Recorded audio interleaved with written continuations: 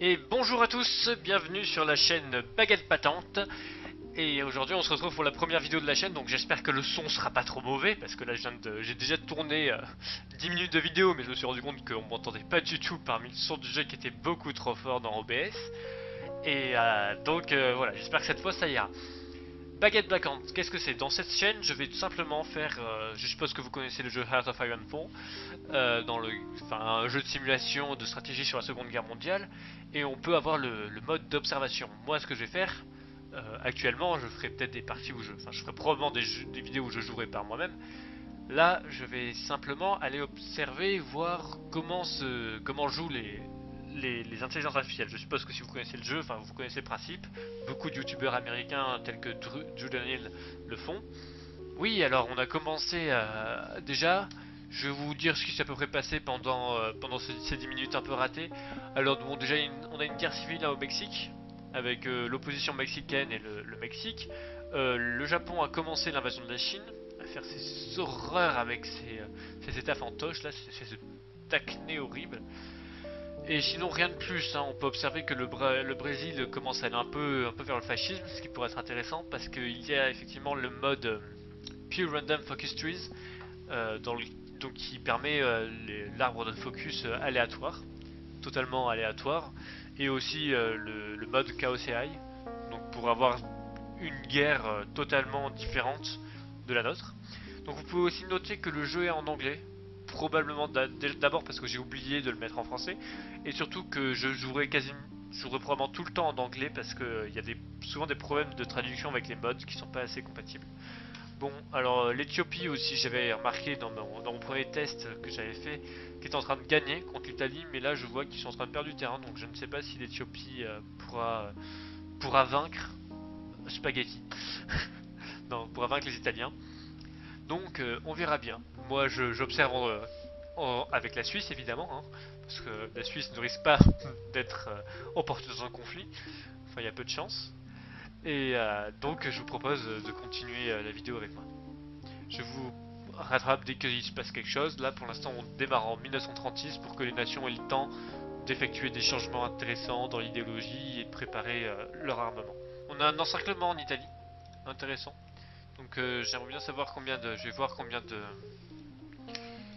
de troupes ont été encerclées. Ouh, 5 troupes, intéressant. Par contre il y a peut-être un peu trop de troupes en attaque, donc finalement la situation risque de à nouveau se renverser et on pourrait voir une victoire éthiopienne, ce qui serait pas mal. Alors, les États-Unis viennent de déclarer la guerre au Mexique, ce qui est très intéressant. Donc je sais pas combien la vidéo va durer. Je pointe autour des 10 minutes, 13 minutes maximum. Généralement c'est la longueur de ce genre de vidéo. Après, je sais pas, je vais essayer de faire la partie entière. On verra bien. Alors, on a Albert Sarraut qui dirige la France. Ah, une guerre civile en Chine encore. Donc Albert Sarraut dirige la France et j'ai l'impression qu'on va on va témoigner de la naissance de la commune française, vraisemblablement, avec plus de 47% de communisme. Donc on aura peut-être une guerre civile en France. J'attends encore la guerre civile espagnole, c'est étrange, elle ne s'est toujours pas déclarée. Donc les États-Unis viennent de rejoindre les Alliés ainsi que le Mexique. Le Japon a pris 22 États, la République soviétique de Chine a été annexée, la clique de Guangxi a été annexée, Shaanxi a été annexée, Xilai-Bisan-Max a été annexée, le Yunnan et le Xinjiang ont été mis en état fantoche, puis pété, je sais pas. Donc ouais, donc ça c'est normal, habituel, qu'ils prennent toute la côte comme ça. Donc on a une toute petite Chine et un Xinjiang ainsi qu'un Yunnan sous domination japonaise.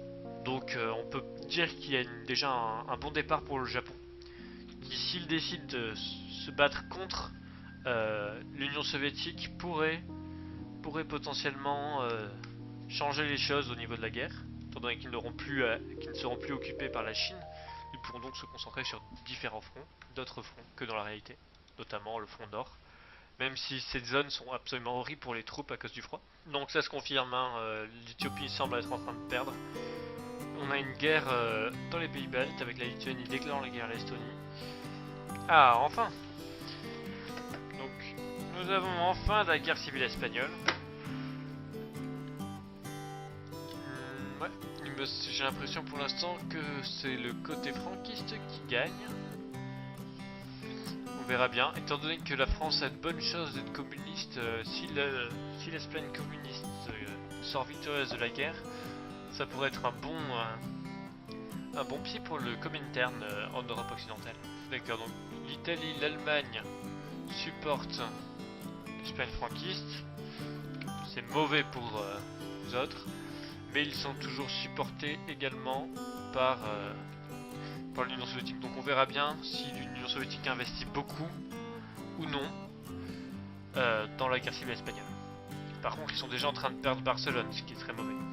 Alors, j'étais en train de me dire, c'est quand même étrange, j'ai mis le mode complètement aléatoire de ça. Je me dis, c'est bizarre, il n'y a rien qui change, rien de spécial, et là je me rends compte que les États-Unis sont à 66% fascistes. Donc au pire, on verra une guerre civile également aux États-Unis qui pourrait bien déclencher la Seconde Guerre mondiale, étant donné que les États-Unis démocratiques sont dans les alliés. Mais là, je vois surtout qu'on risque d'avoir une victoire de l'Axe à peu près. Hein. Je pense que si les États-Unis, je pense pas que la Grande-Bretagne et l'Inde soient assez forts pour se vaincre les États-Unis, surtout si le Brésil s'y met. Donc on verra, ça promet d'être amusant. D'ailleurs, effectivement, RIP l'Éthiopie, les Italiens ont vaincu. Ah ben voilà, déjà terminé en moins d'1 an. Franco a gagné, et pour une raison que je ne connais pas, sa capitale est toujours à Saragosse. Mais en tout cas, il domine l'Espagne, et la phalange espagnole va toujours commettre ses atrocités. On va retourner en observant la Suisse. Ils sont assez tranquilles. Oh, guerre civile américaine. Très intéressant. Ah, les fascistes ont moins de territoire, mais ils ont du bon territoire. Voyons voir qui a le plus de troupes. Alors on a entre 10 et 26 troupes pour les fascistes et 10 et 19 pour les démocrates. À voir. À voir, c'est assez... ça peut encore se retourner, mais je pense que les fascistes ont de bonnes chances de gagner. Ah, une guerre entre la Syrie et l'Iran. Tiens, la Syrie est fermée. Oh, d'accord, donc on a une guerre en gros irako-iranienne.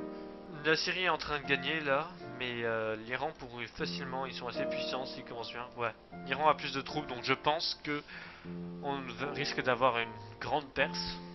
Malgré une suprématie des fascistes sur les démocrates, l'aide des alliés n'est pas négligeable. En France, le Parti communiste français est devenu majoritaire à l'Assemblée, avec 51%. Rien ne se passe en Grande-Bretagne. L'Allemagne vient de faire l'Anschluss. Oh! Les Allemands souhaitent envahir l'Italie. C'est très intéressant ça. J'ai jamais vu ça pour l'instant. Donc je suis content. Par contre, les Allemands vont sûrement faire... Je vois là, vu comment ils sont positionnés en ligne, ils vont sûrement faire l'erreur de déclarer la guerre à tout le monde. En même temps, comme d'habitude. Voilà comment l'Allemagne, même dans la vraie vie, a perdu en se faisant envahir de tous les côtés. On aura donc une victoire démocrate aux États-Unis, malgré le fait que les fascistes aient été assez puissants pour obtenir Washington. Donc la seconde guerre civile américaine se terminera toujours par une victoire démocratique. Donc l'Irak a perdu sa guerre, et désormais l'Iran contrôle le Moyen-Orient. D'accord, donc ça se termine, cette guerre civile s'est terminée. On a une jolie couleur, un peu pourpre, j'aime bien pour les États-Unis.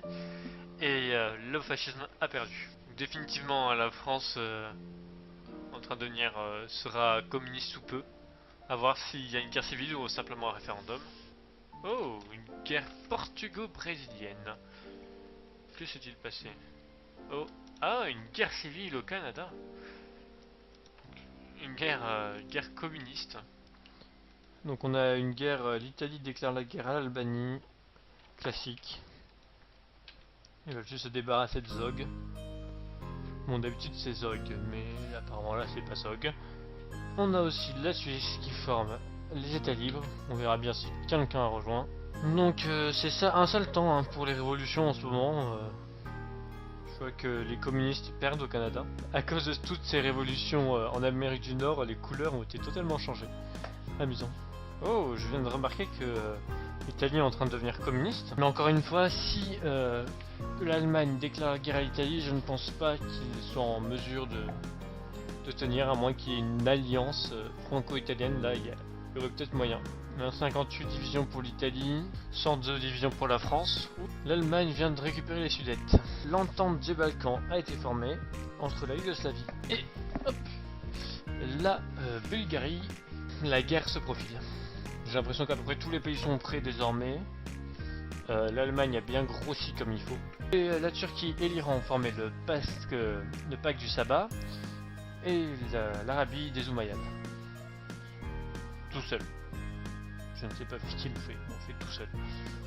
Enfin bon. Et l'Italie est devenue communiste pendant ce temps, donc on pourrait assister directement à une naissance de la Seconde Guerre mondiale si l'Italie rejoint le Comintern lorsque l'Allemagne l'envahit. Savoir que la France risque aussi de rejoindre le Comintern.